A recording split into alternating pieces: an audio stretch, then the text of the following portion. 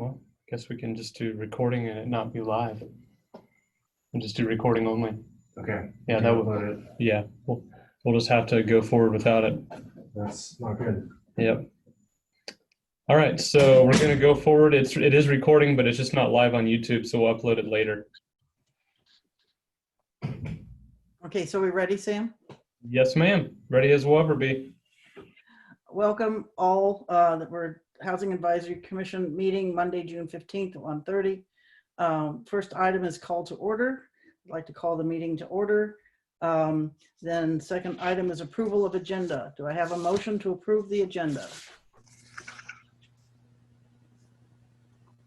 I move to approve the agenda. Okay, Shauna moves second. Second. Okay, all in favor? Or we're going to do a roll call vote, right? Okay, go ahead. Okay, I'll call the roll. Counselor Ellerby,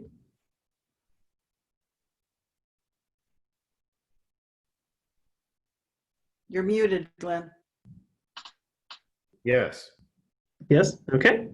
Counselor Bracken, Here. Ms. Rosenberg, Yes. Mr. Schnabel, Yes. Mr. Straker is not here. Yes.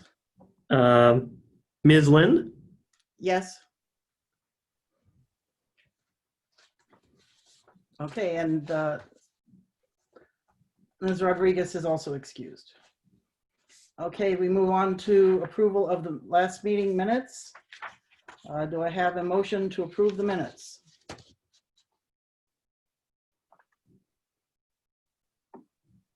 I move approval of the minutes.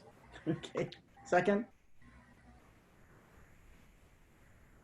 Okay, Second. all right. Any corrections, additions? I have a couple questions. On page 2 at the bottom, in the last paragraph, that's on page 2, the report about Nicola's report. After the colon, it starts, not a lot has changed. Is that a direct quote, Zach? yes, that's a direct copy and paste from the email. Could we please put it in quotes to the end of the paragraph? Sure, no problem. And indent it, if you could, please. Sure. And then in the next paragraph that begins, Scott gave a report. Yes, At the end of the line, the report wasn't from Coldwell Banker, it was from College Property Management, which is a subsidiary of Coldwell Banker. So I think that may be a legal thing that we need to correct in there.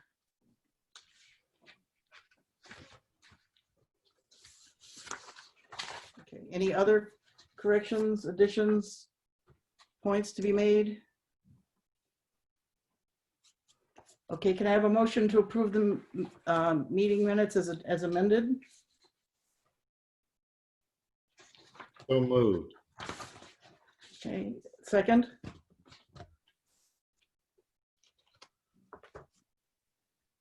Yes. Second. Okay. Roll call, please, Zach? yes. Counselor Ellerby, Yes. Counselor Bracken, Yes. Ms. Rosenberg, Yes. Mr. Schnabel, Yes. Ms. Lind. Yes. All right, moving on to item 4, ongoing items of interest brief updates. Right, this is, it now is in Sam's court. I have nothing to report, thank you, for Cottage Candy. Okay. Nothing to report. How about Western Knolls? Nothing to report from Western Knolls either, thank you. Okay. That takes care of item 4. Item 5, Family Resource Center. Excuse me. Oh, sorry. I did try to reach County Commissioner. I've just forgotten her name, but anyway, I did try to follow up with her to have the conversation about the CDBG funding and the potential of supporting the small housing, the tiny housing project. Well, have not been able to reach her and have not heard back from her yet. Thank you, Steve. Thanks for that report. Okay, and on to item 5, Family Resource Center. It's Nicola's birthday today, so she's out with the family celebrating her birthday. And I have a report from her. It's rather long, so I'll send it to you, Zach. It says, we are continuing to receive calls at the FRC to assist with rental payments. Some of our clients have been able to go back to work and others are still out of work. Nevertheless, they are behind in rent payments or unable to make current ones. We hope to be able to assist all of them with FRC funds and with help from the Church Coalition to avoid evictions. Brad and I chatted very briefly about the fund, and we hope that we might be able to use some of it to help with rent assistance if needed. We need to have a more in-depth discussion about how to use that money effectively. And I have an addendum to this that Brad sent me just before the meeting started, so I'll read that as I finish this. We were also on a Zoom meeting recently where we heard about a bill being introduced to help families with rent assistance in Ohio. If that goes through, a lot of families will be able to stay in their homes, but it sounds like it will take a while to go through, if at all. We also have been having discussions about the possibility of a shelter here in Oxford, and we are currently researching what it might look like and how it could happen in a town like ours. We are visiting the HIT Foundation in Eaton in early July to see how they started and operate their shelter. I have also reached out to Shalom Shelter, operated in the winter months only by a group of churches. Once I hear back, I hope to have more information to share. There are many criteria that go into starting a shelter - clientele, male, female families, with or without children. And then they have to work on staffing, proper room and board, meals, and most importantly, the funding. We hope to get a head start on getting answers for some of our questions regarding shelters when we visit the HIT Foundation in July.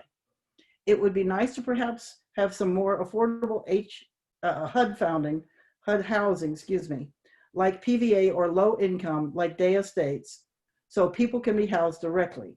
I know I shared in the past that we had clients living in the Budget Inn and the Butler Inn.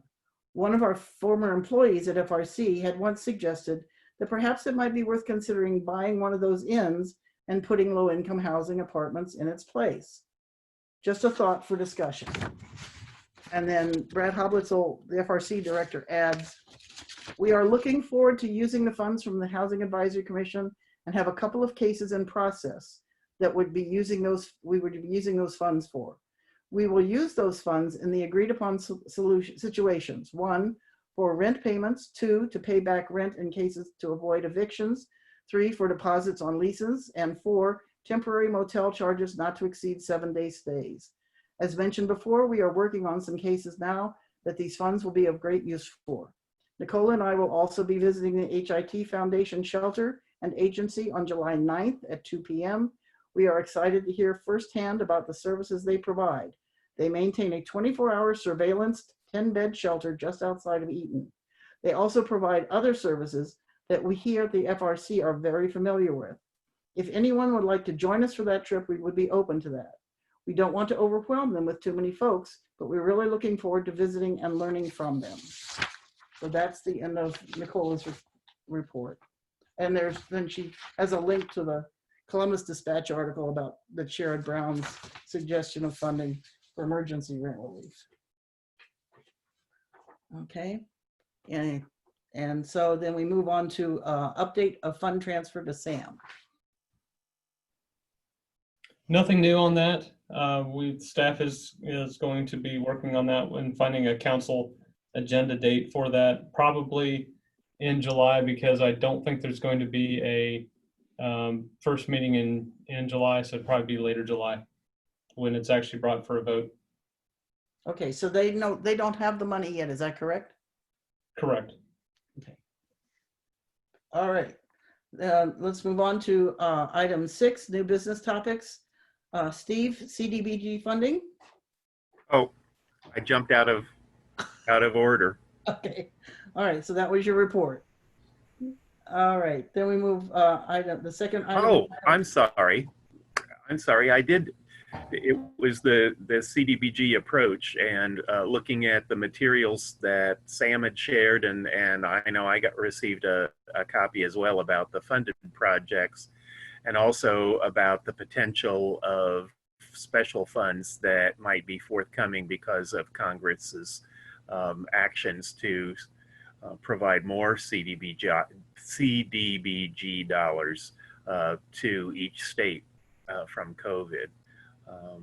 And then my final point relating to us considering any kind of input we would want to have about housing being a higher priority into the future, rather than the seeming to me interminable plan to use CDBG dollars given to the city of Oxford only for putting wheelchair cuts at curbs. And it would seem to me that we may be far enough along in that we're just doing it to do it, rather than putting curb cuts at places where there are people who would use them because they live nearby in wheelchairs.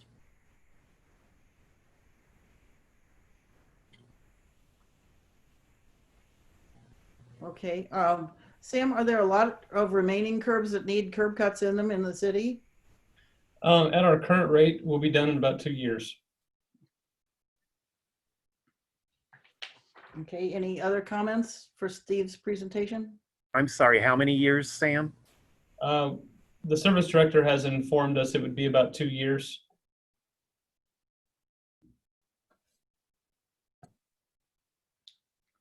Okay, moving on to university housing requirements. Glenn?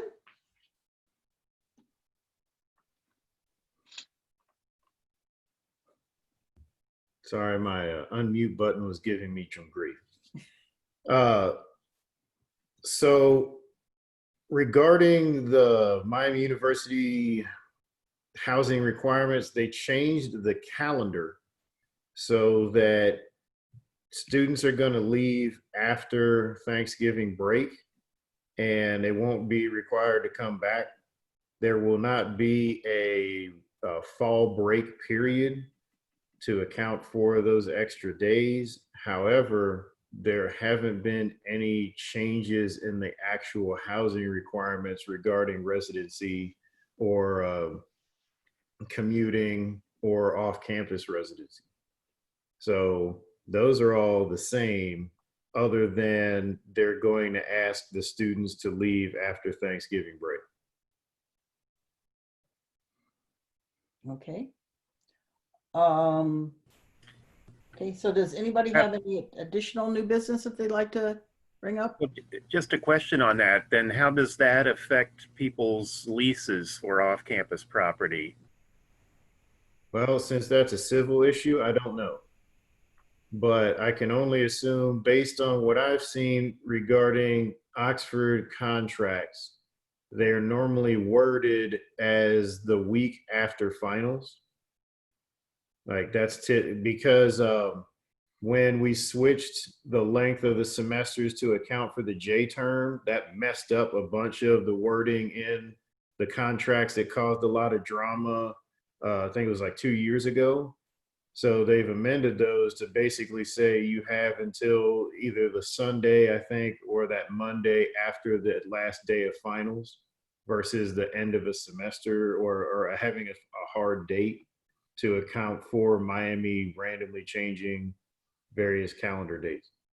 And the early arrival is also accommodated in those leases? Can't say, civil contract. Is J term still planned? Yep. So we're currently in the middle of summer term. I think summer 2 right now, and we're going to be moving into summer 3 soon. And none of that stuff has changed. So there's no talk of J term changing either. Thank you. Anything else before we move on to old business? Okay, item 7, old business, affordable housing incentives. Zach, Sam, and Shauna, take it away. Yes, thank you. So I have a presentation that I'd like to share with the group on affordable housing. So give me just a minute and I'm going to share my screen actually.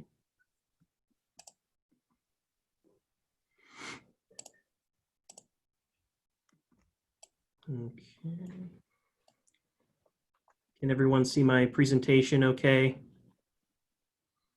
Okay, looks good. Everybody's giving me thumbs up. That's great. Okay. So this is more or less a follow-up from last month's meeting, and Shauna Rosenberg gave us a very nice report on some incentives, and so this is more or less the follow-up to that, taking a little bit deeper dive and trying to see, what possibilities exist for application of affordable housing policies in Oxford. So you all should be, of course, familiar with goal number 1 on the list of the top 5 goals for the HAC for this year, which is exploring drafting incentives or requirements for assuring current and new housing programs remain affordable and not converted to market rate. And this could apply in a number of different scenarios, whether it be discretionary approvals, such as for subdivisions, plan developments, and one such incentive could be a density bonus. That would be one of the things that I talk about. But of course, as Shauna found, there are many other types of incentives that you can offer to spur affordable housing development.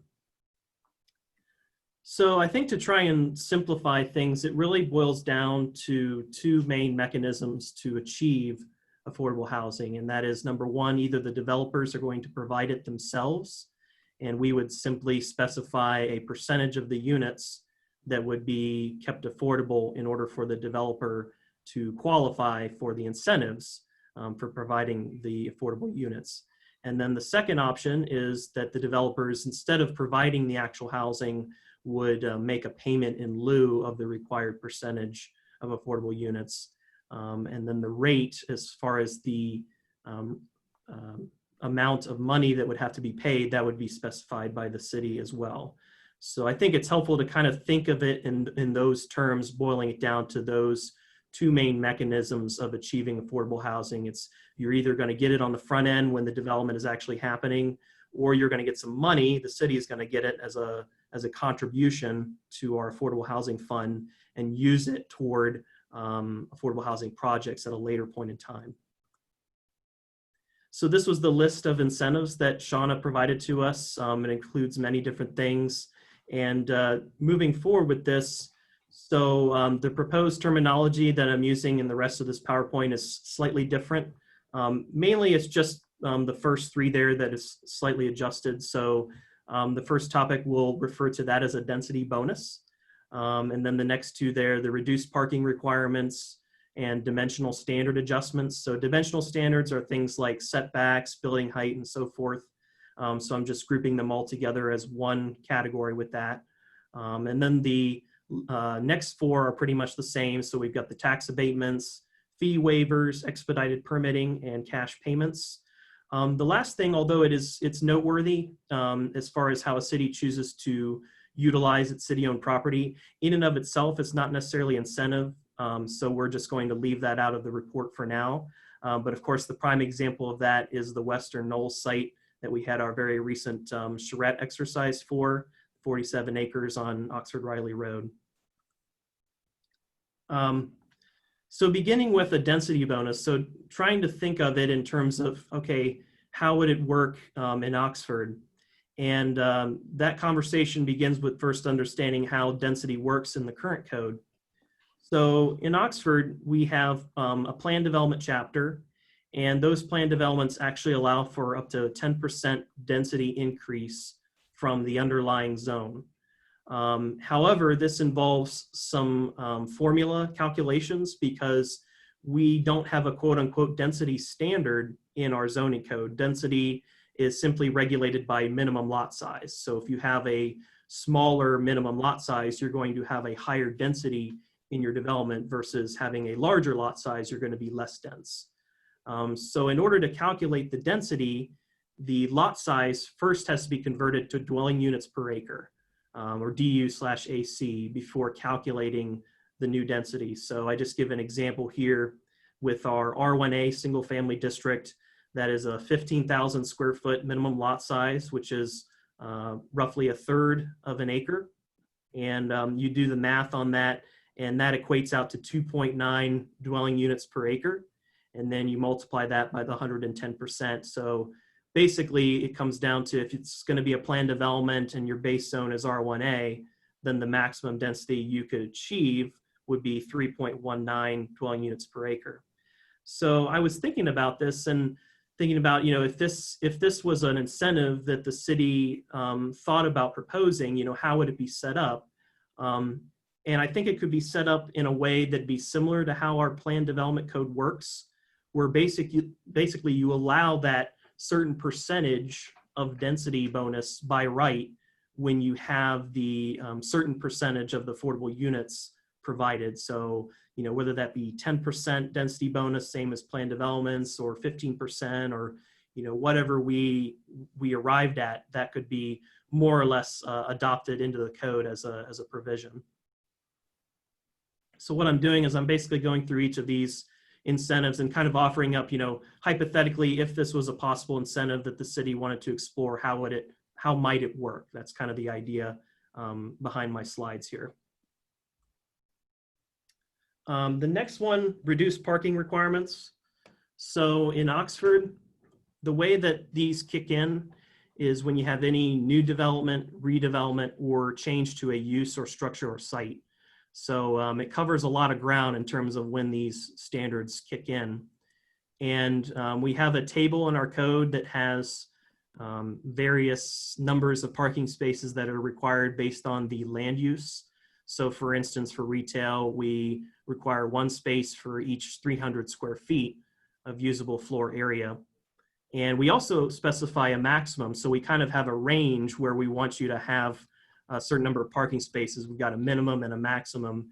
And the maximum is always 150% of the minimum.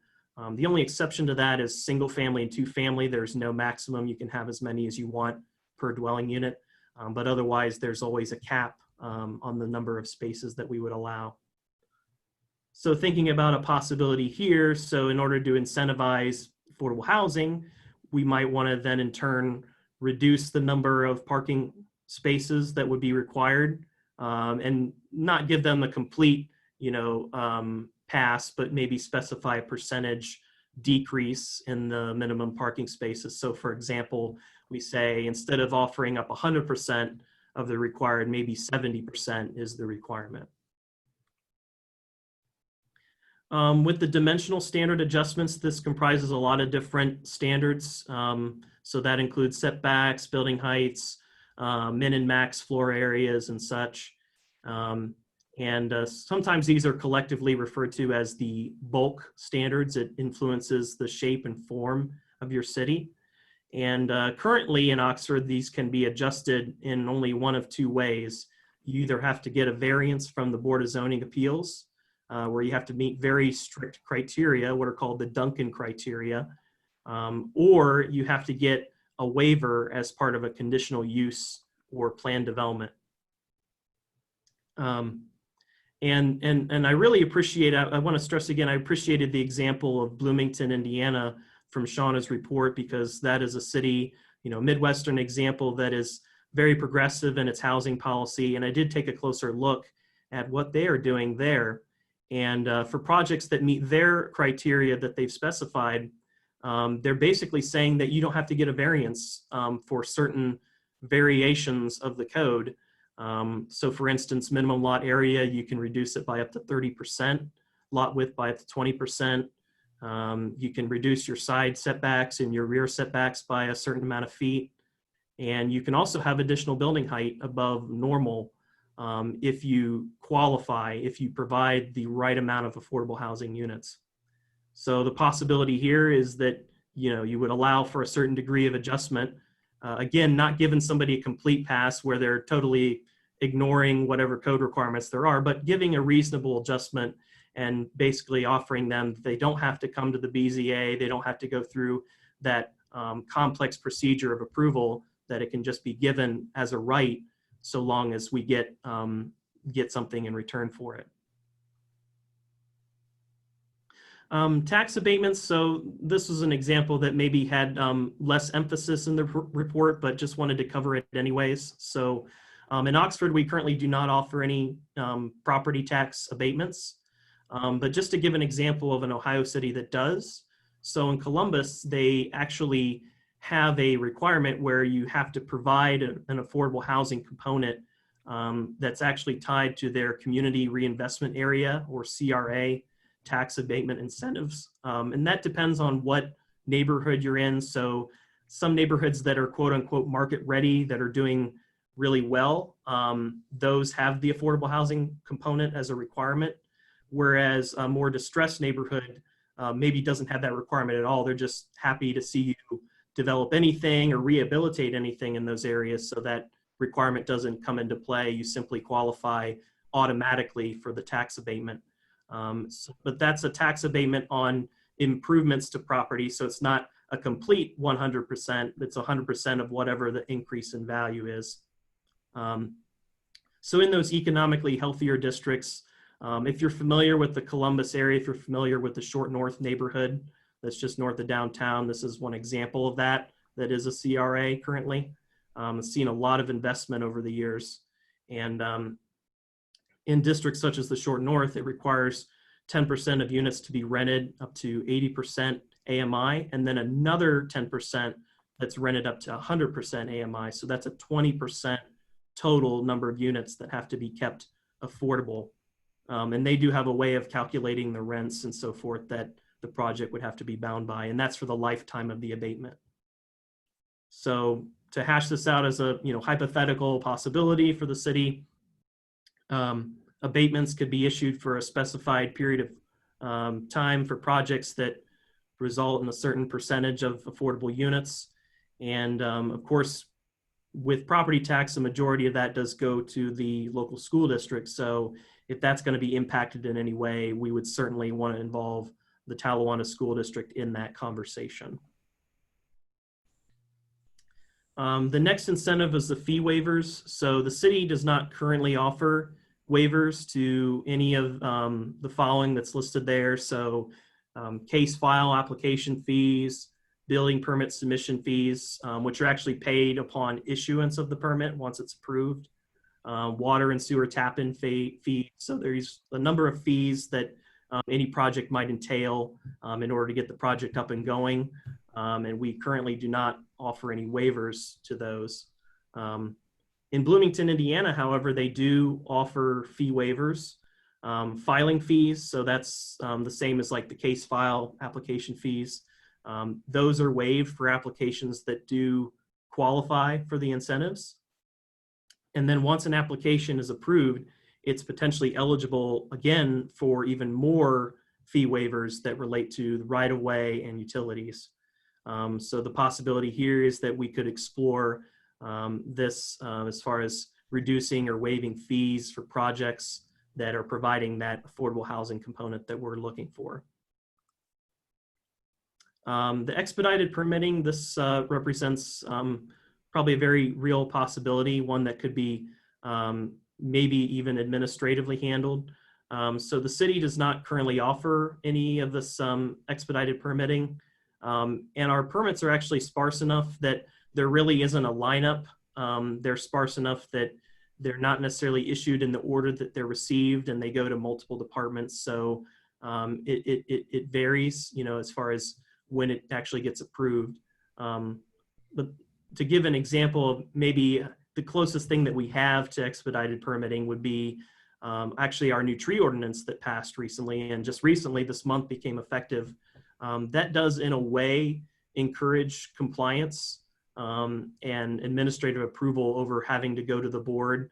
So if you come to an agreement on how to apply that code, it avoids having to go to the Planning Commission for that landscape plan review process. So that's probably the closest thing that we have to something that's more expedited in nature. Looking to Bloomington, Indiana, so they have an actual separate process for site plan review. That's something that the city of Oxford doesn't currently have. So it's not like that's something that we can, expedite or get rid of because we just don't have it.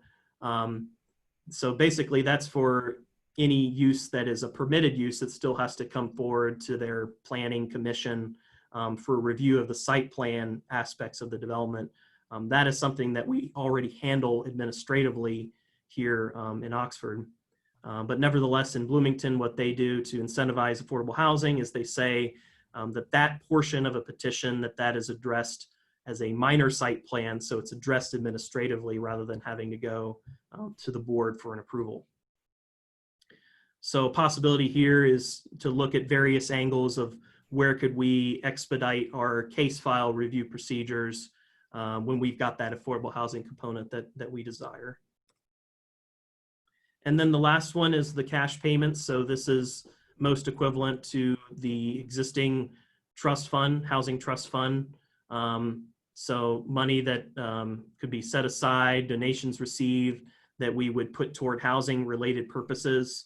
So, with that in mind, as far as, with the current fund, if the balance is then transferred to FRC and we set up a new housing fund that maybe is broader in scope, a little bit more flexible in terms of its application. Once that is set up, then that could be utilized to help incentivize development by just making financial cash incentives to assist with development. So I always like to give you sort of a next step slide. So something to conclude on here, questions that we would need to answer. First of all, what incentives do we want to pursue? What must a developer do in order to qualify for those incentives? So that would be specifying that percentage of units that would be affordable and kept that way. What rents would we define as affordable? So along these lines, Bloomington actually has a formula for determining this. You start with the AMI figures from HUD for whatever county that Bloomington is in. I forget the name, it escapes me at this moment, but they basically look to those county figures and then they plug those into the formula, and then they can come up with rent payments that would define what an affordable rent is for somebody making 80% AMI, 100% AMI, and then they can use those toward ensuring that those units are kept affordable. The next question, can a developer make those in lieu payments to qualify for the same incentives? And if so, how much is that compared to the cost of actually providing the units? And I can tell you, at least with the Columbus example, they really want to incentivize the unit creation. So the payment is sort of, you pay a premium to get the convenience of not having to provide the units. So what they want to do is, and this is all talking about incentives, keep in mind. So the incentives to create the affordable units, they want to then incentivize the actual creation of the units over paying for the units and then getting the incentives through the zoning that they qualify, or whatever other incentives they might qualify for. That's kind of the distinction there that the city would need to decide on. And then finally, how will the affordable rents of qualifying units be monitored over time? Is it possible that this type of service could be contracted out, maybe to Butler Metro Housing or some other organization that is more skilled in that sort of monitoring aspect to make sure that these units continue to be rented at certain levels and not exceeding the affordability level within their affordability period. So those are kind of the questions that we landed on. We did have sort of a preliminary meeting with Shauna to follow up on a report and had a great conversation with her about it, and really wanted to bring this back to you guys as kind of, just to get the ball rolling on this, to see, what your thoughts are and how we might proceed with this. And certainly, Sam, if you have any thoughts that you want to share, feel free to jump in.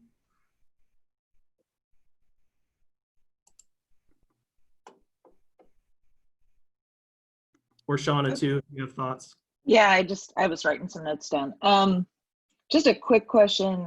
When you talk about the density that we're allowed to have in Oxford, how does changing the dimensional requirements that are allowed, does that then affect the density that's allowed?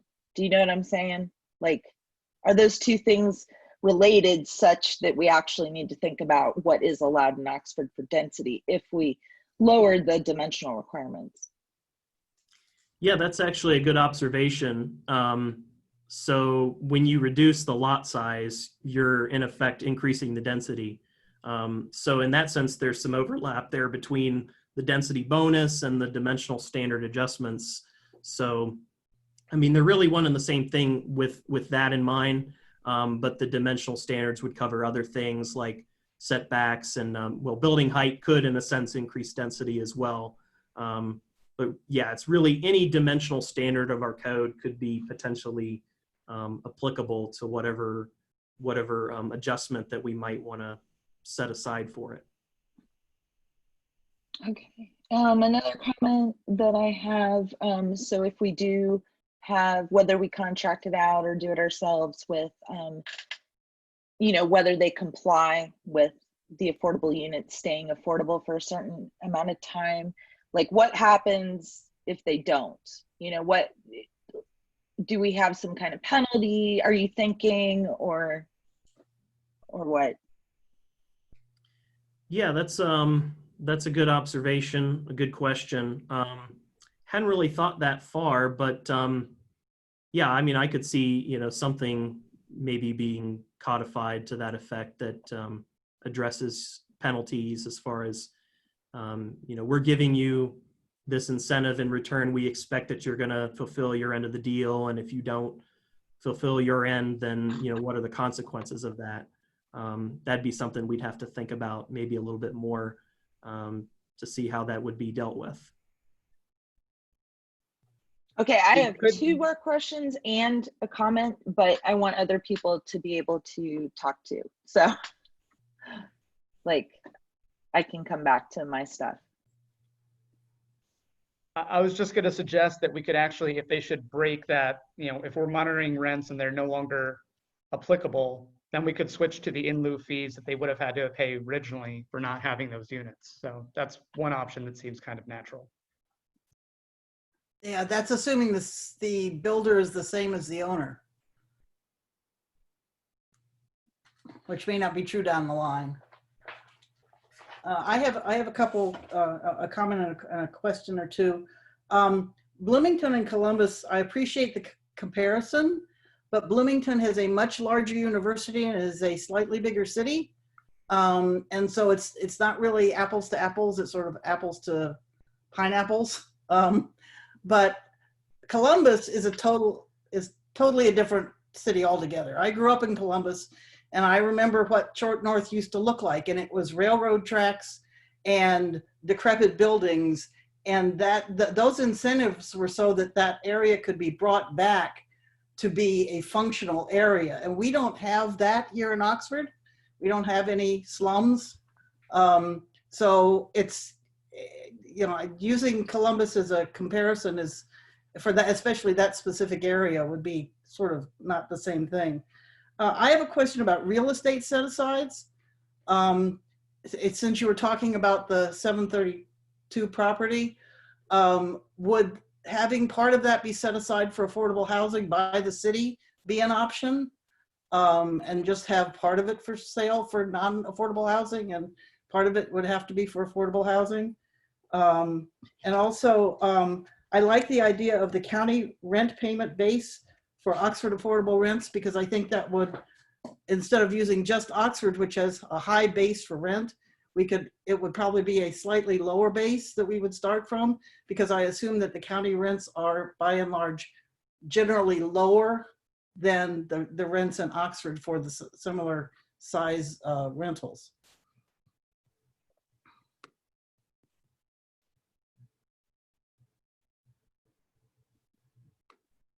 Sherry, could you run that last one by me again? I was making notes on the first one and you jumped to the second one. So. Oh, sorry about that. Yeah. So Zach suggested that they could use the county rent base to establish affordable rentals. And I like that idea, because to me, if you're counting all the rentals in Hamilton County, I mean, excuse me, wrong, that's Cincinnati, in Butler County, that the rentals in general across the county would have a lower base than a baseline that would be just Oxford. Because I think our rents are higher here than the rest of the county. So I like the idea of using the county as the base, because that way it sort of makes it real in terms of what people really have as affordable housing, as opposed to asking anything and everything that you think you can get, which we have here in Oxford because of the student population. Okay, well, thanks for repeating that. And maybe I can go back and answer the previous one and a couple of Shauna's too, so we don't get too bogged down before we start answering them. So I'll go back to yours, Sherry, on Western Knolls. The staff position on that is to partner with a single developer. Obviously, this hasn't gone to city council yet, so this is ultimately going to be city council's decision to vote on. But our staff position is that it'd be a package deal, and one of the requirements would be that a portion of it be used for affordable housing. So if we parceled it out before that, we probably wouldn't be able to get that. So if you remember what happened with the former Walmart, if we didn't have the requirement for some non-residential, we never would have gotten them. And by allowing it to happen as all one big development, that kind of forced that to happen. So it's kind of similar with Western Knolls, in my opinion. So we have had some inquiries from development entities to split it up, and we haven't responded to those. So I'm thinking probably our staff position is going to remain that we would try to find a master developer to coordinate the entire thing, and then get into the weeds, if you will, with what the percentages are and that kind of stuff. Yeah, see, that was going to be my next question was, would the city go in with a percentage requirement, or would it be a discussion between the developer and the city as to what percentage it would be? Yeah, I think it could go either way. So just having somebody like Zach was talking about with Columbus, just having somebody actually do the units and not the in lieu fee would be a huge win. So I don't know that figuring out the ratio ahead of time, before we actually get a proposal would be that essential. We would probably enter into some kind of back and forth situation where we ended up with a written development agreement that all parties would be, have to hold themselves to. Would you go in with a minimum? I don't know. Yeah, I think we're going to be leaning on the, the concepts from the Western Knolls, charrette, concepts first, and see because I think some developers are going to be experienced in it. If we do decide to do an RFP as a city council and as a city, some are going to just say, well, this is our product, take it or leave it. So I think it's probably better to compare everyone's proposal and then drill down into the one that has the most experience, rather than coming in with a minimum expectation and ruling out someone who just barely missed our target, if you will. Gotcha. Okay. And going back to Shauna's comments, another thing that I think is good about there's kind of that interplay between the dimensional and the bulk standards, as well as the dwelling unit density, because some situations where you have an ecological aspect to a site, it might actually meet the existing dwelling unit density, but not the dimensional standards, because you're trying to cluster the units away from the ecological resource. So in that regard, you can't, predict every situation. So it would be nice to have that ability to kind of meet both goals of the affordability and the ecological benefits. And I'm glad you brought up penalties. That's something that, if we did contract with a experienced enforcer, if you will, and we've crossed paths with a couple of them in the region, we would probably want to ask them about that, to see what they do when they come across that kind of situation. So thanks for that. I took a note on that. So more questions, or however you want to handle it, Sherry? Yeah, I got two more things. One is, do you have in mind a percentage of how you know, how many affordable units would need to be for each development. Because when I did some research long ago, when like Dave was in the HAC, and we were finding numbers between like 7 and 13%. Is there a number that you guys have in mind for that? We haven't discussed one. Zach or I have not. I think when we get into, a lot of Oxford are smaller parcels, in the 1, 2, 3 acre range. So we probably wouldn't have a percentage on those smaller parcels because our building height is so short. We're just talking 4, 5, 6 units per development. So we probably want to say, if you're over this many total dwelling units, then the percentage kicks in. So I think we're open to your input on that. Okay, yeah, and that's what I saw back when we were looking, is that there was a minimum also. If it was like a 10% needed to be affordable housing, you had to get to 10 or more units in your development before that happened. And then the other question, have you seen any kind of example that you like for what the in lieu fee would be if they choose to take that option? I don't know that well, and I think Zach looked at it quite a bit. I haven't looked at it in as much detail as he has. Do you recall any of that off the top of your head, Zach? Yeah, for the Bloomington example, they have a fee of, I think it was $20,000 per unit contribution to their fund. And that number is flexible based on construction costs and so forth, and staff can actually adjust it annually. But it's currently set at 20,000. So it'd be interesting for us to find out, how they arrive at that number. That Yeah. kind of goes to two questions that I had. The first one was back on your example about the dwelling unit calculation that we use right now.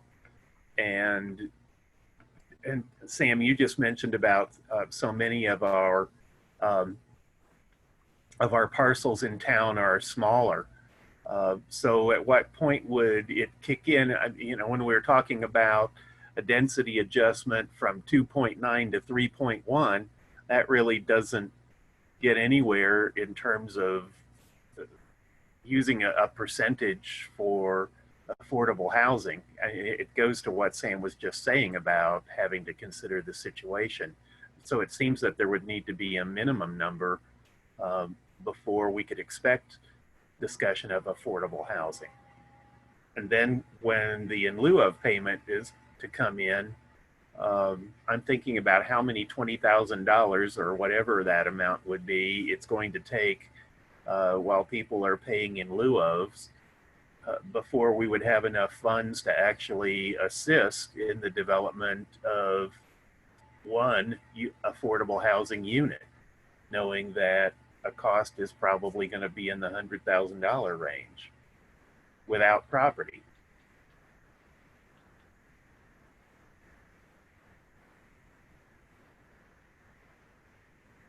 Yeah, this is something that, the work session you might want to talk with council about whenever that happens is, maybe as a council, you agree to, we want to have X number of affordable units created by X, year. And then if your baseline expectation of, percentage of units per development or per acre or whatever it is, isn't met, then you can go back and keep readjusting that. And that's assuming that we do enter into some kind of a new program, which obviously we're not sure of yet. But I think you need to start with the high level goal with council and then work backwards into, the nuts and bolts of how that's going to happen. I just think there's too much unknown. And, I think if we did this, staff would be reaching out in more detail with a consultant or another city like Bloomington or somewhere else, to get involved in how those formulas work, because, it's such new territory for us and we're a very small staff that, we don't want to start a program that is, destined to fail right off the bat. We either want to have it really open and flexible or go into it with, knowing what the different variables are and the factors so that our equation is within the ballpark. Yeah, it would seem that all these things depend on each other. You can't just figure out one number at a time, because the feasibility business-wise, in terms of both being an incentive and also just being affordable at any level, depends on each other. You know, you can't figure out what percentage of units should be affordable if you don't know what affordable is defined as. And, you know, you don't know what density they can put in, because we may or may not have a certain density bonus or have the dimensional standards change. So we sort of have to think of all these variables all at once, I think. I have a question for Shauna. Were you able to look at that San Marcos information? I have not as yet. Okay, Sorry. I had sent Shauna some information that I got from a friend, a contact I have at ITGA, who lives in the city of San Marcos, Texas, which is, as you know, most of Texas is pretty conservative in their outlook. And this is a small college town that has recently done some changes to their housing affordability statutes and stuff. So she was able to send me a lot of information, which I have forwarded to Shauna, and that might be a good, it might be a good information to have to compare, because we're a smaller college town than certainly Columbus. Yeah, I can take a look at that. Thank you. So I have like kind of a train of thought that I'd like to, Good. so please bear with me so my train of thought is, so at planning, we just discussed short-term rental code being developed by, you know, you guys in community development. And then me and Carla, and I'm sure Jason feels this way too, but he can correct me if I'm wrong. It would be great if we got, you know, some tax revenue in for like the lodging tax for Airbnbs, for short-term rentals, transient guest lodging. Sorry, I'm gonna have to get used to that. That's a mouthful. So I have this entire like encompassing train of thought. Follow me here. You know, if we could get, I believe, don't hotels, like half of it goes to the city budget and half of it goes to Enjoy Oxford? Or is that true? Like 3.5% for each. So here's a vision. We get the short-term transient guest lodging stuff in. When we are able to reassess the fees, I guess you were saying that that's done yearly with city council. You know, that we see about having a lodging fee for the transient guest lodging. I did it like super quick math. If it's $1 million of revenue for transient guest lodging in town, that's like $35,000 that could be put into a housing trust fund. And then if you piece that together with in lieu fees, we could have considerably more money each year in that. So then I'm going to bring in Glenn's stuff about non-performing properties and the fact that we have vacant properties all through the mile square that would actually probably be more beneficial for affordable housing. So instead of using the housing trust fund directly to pay people to make developments, I wonder if we could use that, you know, if we're talking $35,000 a year or more within lieu fees, if we could then give incentives to landlords to rent to, you know, to families and workforce housing by using those in lieu fees and the rest of the housing trust fund for incentives to kind of make up the difference if they had, you know, rented that to students. So that's my train of thought that's been in my head for a few days now since we had planning. I don't know what people think about that. I like that, Shauna. And I also think that there's going to be another factor, which is going to be how the university population is going to continue to modify, and what the choices are going to be if folks if they want to be that close to uptown in an older property versus being in the place that has the aluminum faced refrigerator and the great granite top kitchen. It just might be that some of the properties that you're talking about are going to become less desirable, and it can automatically turn into housing for the kind of lower income person that we want. And that kind of cash incentive could be a great addition to the equation. Yeah, I agree, Steve, because I think that the housing market's going to have a huge shakeout at this point. If indeed the university doesn't have as many returning international students, or they take more in-state students who may or may not have the money that some of the previous student base has had, we might see more of those older houses being rented by students who really don't have a lot of money. So I think there's going to be a lot of shakeout in the next 2 years in terms of the real estate. And I think it's going to be hard to sort of predict exactly what's going to happen until we actually, everything sort of levels off and we see what happens with the returning students and the population mix thereof. Yes, Glenn. Glenn, did you want to say something? Yeah. I agree with Shauna's desire to at least implement the hotel tax on the transient guest lodging. However, I think that, or I also agree with you, Sherry, regarding I would rather implement that tax and then let the money start coming in. And then once there is a pool of money of significant size, then we can start determining what we want to do with it, rather than trying to spend all the money that we don't have now already. Because you really don't, I mean, there's no budget right now because we don't have any money in there. Like, we should at least have a year of that coming in just to see what baseline we could have and see what we can do with that baseline first. So, Can the fund be created with a very flexible use definition, or does it have to be created with very specific uses identified up front? well, I'd have to defer to Sam on this, but it's my understanding that taxes can go to a special assessment fund versus a trust. You know, like right now we have money in a trust, and trusts have a lot of restrictions around them, and that's what we ran into currently. But if there's a created special assessment fund that allows the community development office to work better with that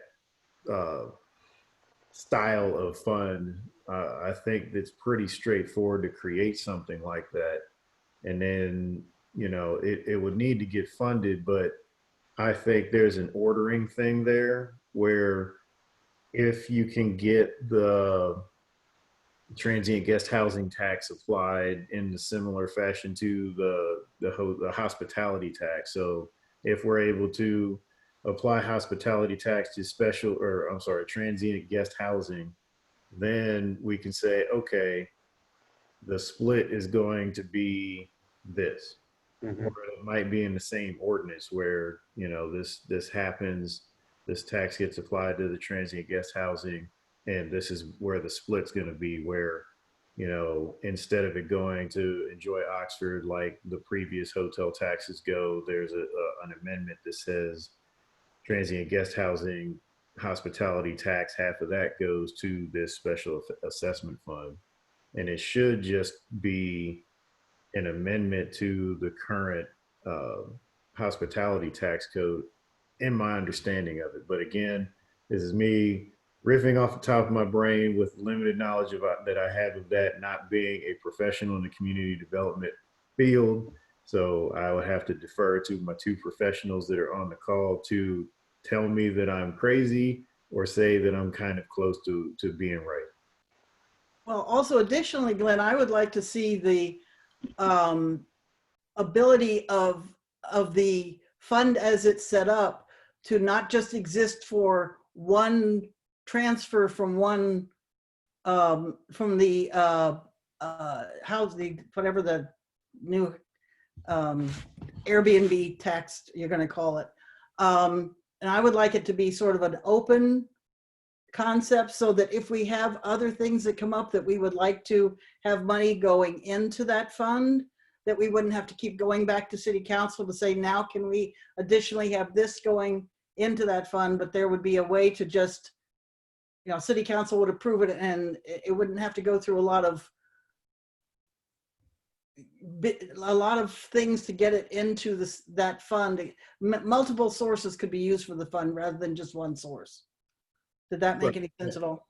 That's what I believe the special assessment fund can allow for versus a trust. Okay, great. Again, I have to defer to Zach and Sam because I could be completely wrong about this, but you know, hey, Zach and Sam, am I right about that special assessment fund stuff? And was I right about the statement that I made previous to this? So special assessment, I don't have the answer to that, but I do know that hotel tax revenue is down. So I like Glenn's idea of, you know, delaying the assignment of it until we know how the collections is going to go.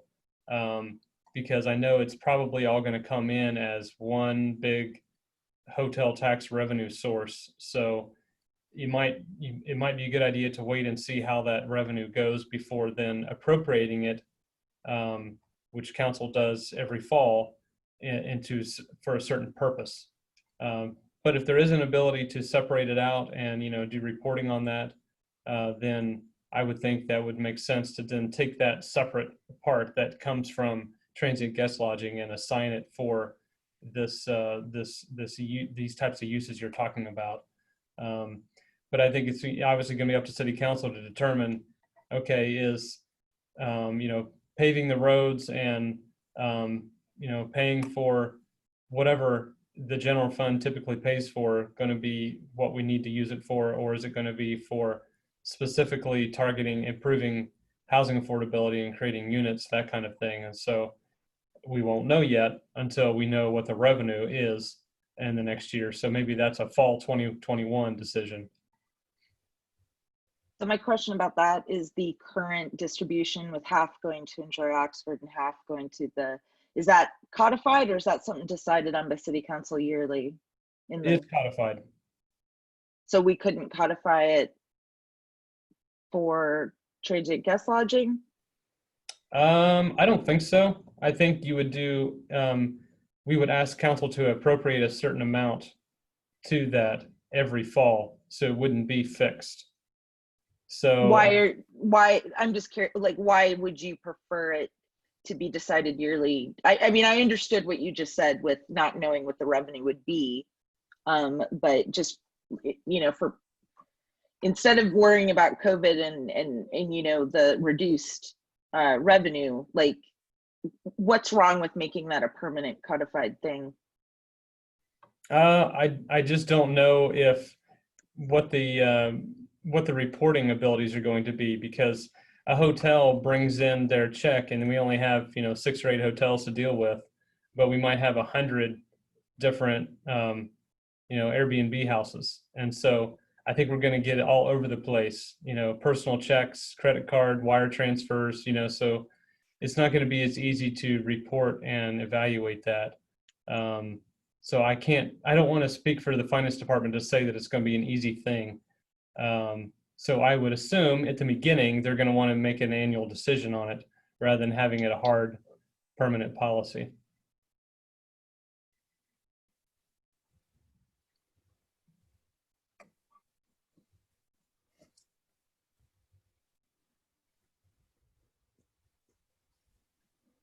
Jason? So I agreed with Shauna's vision. I think that's awesome, all the multiple funding sources. But I just thought we should also probably express our opinions on the affordable housing options that we laid out today. And my feeling is sort of towards density bonus and dimensional standard adjustments, because it seems like that's 2 of the few options that are really potentially significant incentives. And simultaneously, it's more of what we want. Like if we get that in there, density also helps our core problem, for example. So that's where I'm leaning on those. And I just wanted to hear where everybody else is, if possible. Jason, how do you feel about increasing the height of buildings in Oxford? Okay. Because I think that would help also with density. Yes, please. Yes.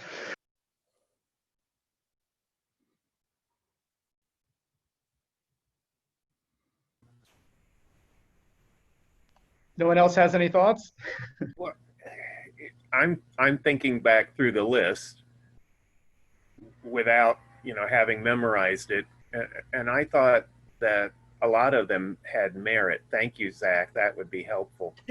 I definitely felt that density bonus and the dimensional standards made a heck of a lot of sense. The reduced parking might have some impact. I'm interested in the fee waivers, and I'm not sure I feel comfortable about tax abatements because of the impact that it would have, and bringing the school system into the whole equation. I don't care for that too much. And we talked about cash payments going to some of the landlords that we might be encouraging to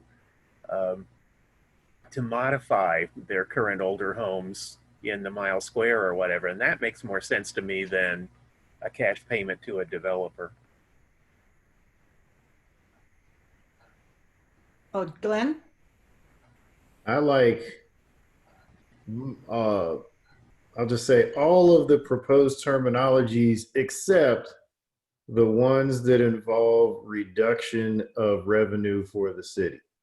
So the tax abatements and the fee waivers, I'm not a huge fan of right now. That being said, the expedited permitting, I would love to see happen as soon as you guys can do it, because one thing I know about this town is that people like to be exclusive and VIP, and it doesn't, and it extends to developers as well. And I have a feeling that if we have regular service fee is this, but if you want expedited fee, you pay 3 times as much. And we would probably see a lot of those just because of the mentality that a lot of the developers and regular people here in town have.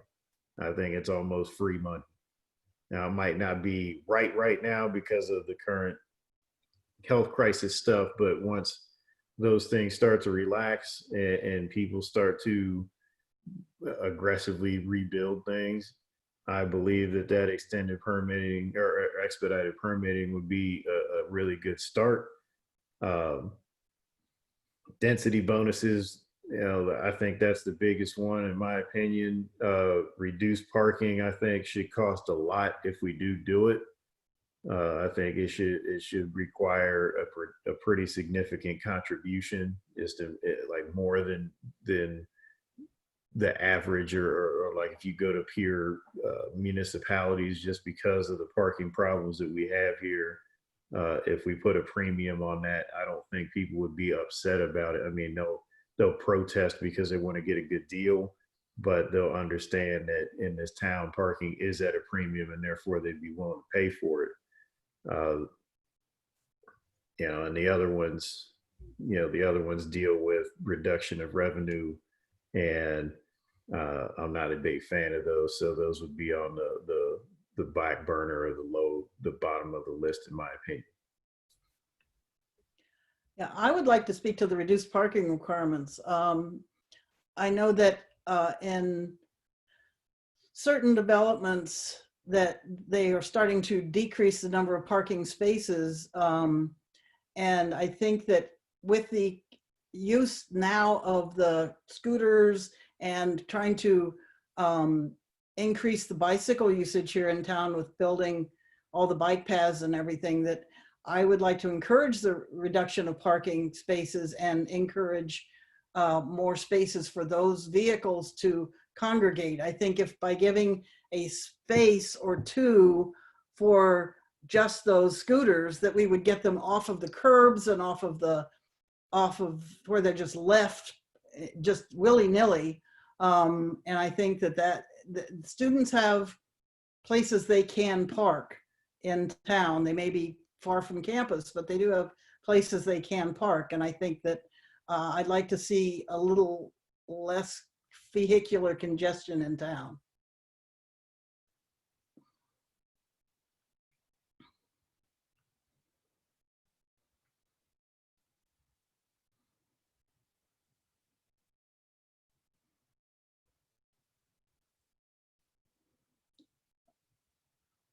Sam? Yes. Okay, are you happy with what has gone on so far? Are you ready to close this out? I don't have any further comments. Okay, Zach, Shauna? Shauna, you're muted. I just am like, what kind of time frame do we want to think about here? You know, I'm always big on like, what's the next thing that needs to be done and when do we want to do it by? And even if that's, you know, a series of deadlines, you know, what do you see as being useful to make a deadline for, Sam? Like, as far as, I mean, you want us to talk about this with city council in a work session. So I guess that would be kind of the first deadline, is to be prepared to do that, right? Yeah, I think that's the first thing, because, you know, we don't have anybody dedicated to housing issues. So we're just fitting this in between building permits and that kind of stuff. So, but if we knew that this was a priority of city council, then it would either help us to fit it in better or find a consultant to make sure it happens. Otherwise, I think you're right. It's just going to fade. So I don't know that setting a deadline is really that important right now, as much as it is finding out if this is, you know, if this is something that city council wants a city manager to get done. And that's kind of what I was getting at with a, you know, a certain number of units by a certain year. Because if we don't have a goal to work towards, it's going to also fade away. So I know we, Right. and I'm kind of beating the same drum here, but council didn't get to come back and have a sort of second retreat, you know, to set those goals because of COVID. But, and that's probably one of the things that would have come up, is kind of having those measurable targets. So that's where I'm coming from on that. I'd just like to propose then that as soon as possible that we have that work session with city council, because I mean, we really need to get moving on affordable housing. And I think this is like a really good start, like what you guys have researched, and, you know, you definitely took it further than what I did. And I think it would be great to be able to talk with council about getting some of this done. Well, I really like that idea about moving quickly on the transient resident housing tax. And Yeah, that too. You know, that seems to be something that needs to happen first or early. And it makes sense that we wait a year to see the results of that and how much money would go into an affordable housing fund from that source before we would begin to move on other things. However, if somebody comes to us with a big development concept, if we aren't prepared to at least discuss the desires of a percentage of affordable housing and have some of our other ideas formed a little more. Again, I think there was consensus about things, and Glenn, I think your point is very well taken, that the issues that are not going to cost the city money on our incentives list are get a higher priority than those two that we know would cost, and maybe we don't even consider those two. So I'm feeling like we're going from something really amorphous into figuring out a few of the cards that we want to put into our hand. Yeah, I agree with Steve and Glenn, but I also think that there's going to be an awful lot of turmoil in the housing market here in Oxford for at least a couple years. So we need to understand that we need to go in with ideas, but we also have to understand that the background is flexible. And while we may have to present concepts to the city, we can't really have a stake in the ground yet because we don't know what the housing market is going to look like, and the rental market. So I think we ought to move forward on those things that are at least semi-solid, like what you proposed, Shauna and Steve acknowledged. And also I agree with very much with Glenn that we just cannot ask the city to take a financial hit at this point.